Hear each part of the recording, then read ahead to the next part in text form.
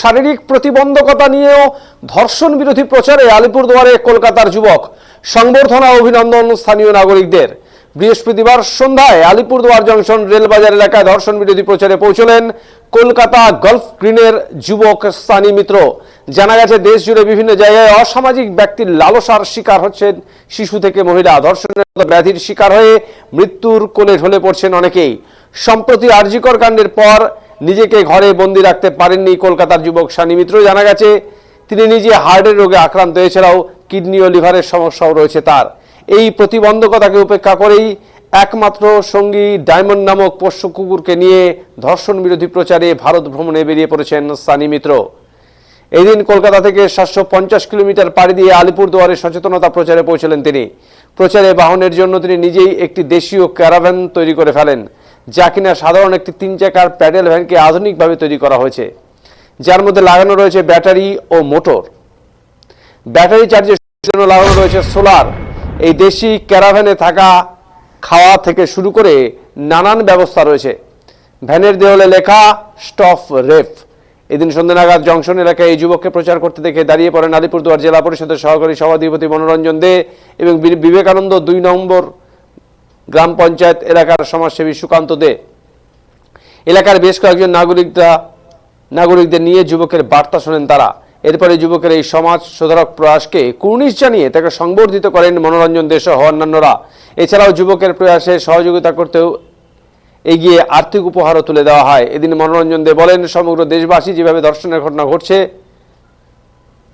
এই ব্যাধি দূর করতে যুবকের এই প্রয়াসকে আমরা সাধুবাদ জানাই।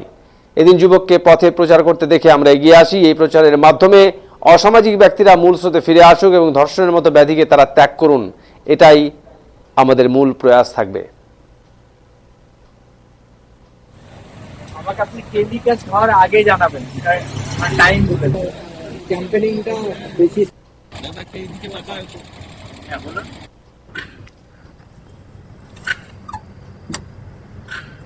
এরকম যদি ধরেন তাহলে বউটা যেন সোজা থাকে একদম। এবার আমার কিছু আপনাদের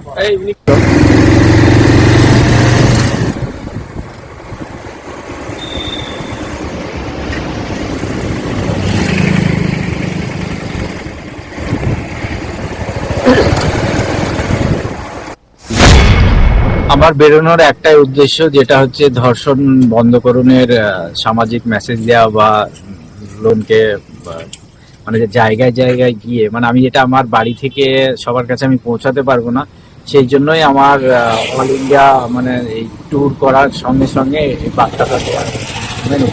এই চিন্তা ভাবনা আমার আগে থেকেই ছিল যে একটা মানে দেশের সাধারণ নাগরিক হিসাবে সমাজের বা দেশের যে কোনো ভালো কাজ করব, কিন্তু এর আগে কখনো করে উঠতে পারিনি কোনো পরিস্থিতির জন্য। তো তারপরে লাস্ট টাইম যখন আরজিকরের ডাক্তার বোনের সঙ্গে যে ঘটনাটা ঘটলো, ওর পরে থেকে আমি মানে আমি নিজে শারীরিক অনেক রকম রোগে অসুস্থ হওয়ার পর সত্ত্বেও, মানে আমার ট্রাভেল করার সত্ত্বেও আমি ডাক্তারের কথা, বাড়ির লোকজন, আত্মীয় স্বজনের কথা, কারোর কিছু সবার কথা অমান্য করেই আমি এই যাত্রা শুরু করেছি 8ই নভেম্বর কলকাতা গলফ গ্রিন থেকে।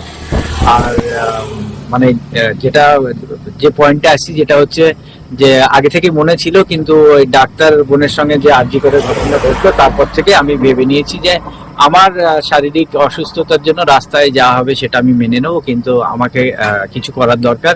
আমি আমার এই চিন্তা ভাবনা নিয়ে আমি আমার মতো করে একটা সাধারণ নাগরিক হিসাবে যতটুকু আমি পারবো আমি এইভাবেই দেখিয়েছি। কি বার্তা দিতে চাইছো? বার্তা আমি সমস্ত দেশবাসীকেই বলবো এটা, যে সবাই এই ব্যাপারটা নিয়ে যদি নিজের লোকাল এরিয়া আছে, নিজের লোকাল এরিয়াতে এই ব্যাপারগুলো নিয়ে একটু যদি আলোচনা, একটু চর্চা করা যায়, বা এইগুলো যাতে ধর্ষণ যাতে কম হয় সেই ব্যাপার নিয়ে ব্যবস্থা নেওয়া যায়। এরকম আমাদের মধ্যে সাধারণ মানুষ যদি সবাই একটু এই ব্যাপারগুলো নিয়ে চর্চা রাখেন নিজের এলাকায়, তো আশা করি একবারে বন্ধ তো হবে না, কিন্তু কিছুটা তো কম হবে, এটা আমি আশা করি। এই গাড়ি তো কখনো দেখা যায়নি না, এই গাড়ি কখনো দেখা যায়নি। আর এই গাড়িটা আমার এইকে আর কিছুটা নিজের মাথা থেকে আইডিয়া নিয়ে এটাকে আমি নিজে হাতে কমপ্লিট করেছি। আর এটা করার একদমই উদ্দেশ্য এটাই, যদি আমি আপনার প্রাইভেট কার বলুন, বাইকে বলুন, অল ইন্ডিয়া আমি ট্রাভেল করতাম, তো আমাকে লোকজন ফলো করতো না। আমার প্রথম থেকেই টার্গেট ছিল আমি এমন কিছু নিয়ে বেরোবো এই ক্যাম্পেনিং করতে, যাতে আমাকে লোকজন বেশি বেশি লোকজন আমাকে ফলো করে।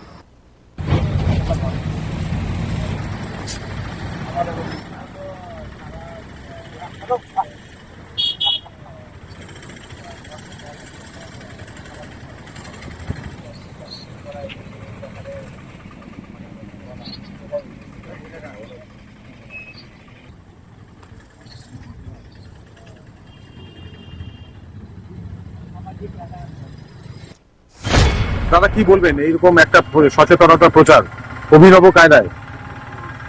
দেখেন, আমি এই যেতে দেখা হয়ে গেল, গাড়িটার লক্ষ্য আমার চোখে আসলো, আমি দাঁড়িয়ে আমার এখানকার যারা প্রিয়জনরা আছে, বুড়া থেকে ধরে আমার ভাই বাচ্চারা আছে, তাদেরকে বললাম যে একটু এখানে যাই, তার সঙ্গে কথা বলে তার মুখ থেকে যা শুনতে পারলাম, তার কিডনির সমস্যা, তাছাড়াও শারীরিক খুব সমস্যা আছে।